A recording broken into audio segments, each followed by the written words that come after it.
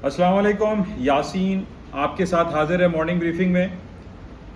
आपसे मुलाकात होती है इस YouTube channel N I on market. आपसे सबसे पहले गुजारिश यही है कि इस यूट्यूब चैनल को प्लीज़ लाइक करें, शेयर करें और सब्सक्राइब ज़रूर करें विद बेल आइकन। ये हर मीडिया क्लिप बनाने वाला आदमी कहता है, लेकिन इसका मकसद सिर्फ ये होता है कि वो तमाम लोग जो इस फाइनेंशियल मार्केट में काम करते हैं, चाहे वो पाकिस्तानी मार्केट हो या इंटरनेशनल मार्केट हो, अमेरिका की हो, यूरोप की हो, जापान की हो, आपको थोड़ा बहुत जो है इस तमाम मालूमात हासिल होती रहे। आज बड़ा इंपॉर्टेंट डे है। आज 15 जून वो दिन है जो हर 45 दिन के बाद पूरी दुनिया इसका इंतज़ार कर रही होती है। आज अमेरिका की फेडरल रिजर्व बैंक की मीटिंग है, जिसको FOMC कहा जाता है, फेडरल ओपन मार्केट कमेटी। आज वो अपनी इंटरेस्ट रेट का, अपने शरह सूद का ऐलान करेगी। हमें यह मालूम है कि पिछले 5, 6, 7, 8 सालों से अमेरिका ने अपने शरह सूद को 0 दर्जात पर रखा हुआ था, लेकिन पिछली 2 मीटिंग्स में हम ये देख रहे हैं कि अमेरिका ने अब ग्रेजुअली अपने इंटरेस्ट रेट को बढ़ाना शुरू किया है।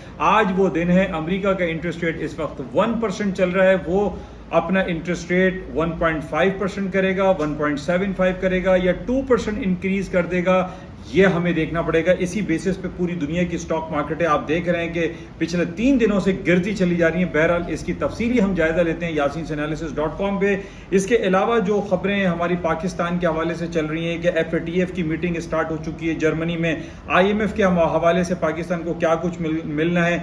आज बड़ी इंपॉर्टेंट खबर लगी हुई है कि नेशनल बैंक ऑफ पाकिस्तान के ऊपर जो $55 मिलियन की पेनल्टी लगाई गई थी वो माफ कर दी गई है। वो क्यों माफ कर दी गई है, क्या कुछ हुआ, इसका तफसीली हम जायजा लेते हैं। बहरहाल आज पाकिस्तान की स्टॉक मार्केट है 450-500 पॉइंट प्लस है। इसकी क्या वजूहत है, तफसीली जायजा लेंगे। और इसके अलावा सबसे अहम, क्योंकि सोने के कारोबार करने वाले मेरे ज्यादा लोग सुनते हैं और देखते हैं और सराहते भी हैं, गोल्ड की मार्केट के हवाले से हम बातें करते हैं। गोल्ड का बड़े दिनों से मैं आपसे जिक्र कर रहा हूं कि 1830, 1840 ये लेवल टूटेगा तो मार्केटें नीचे आ जाएंगी।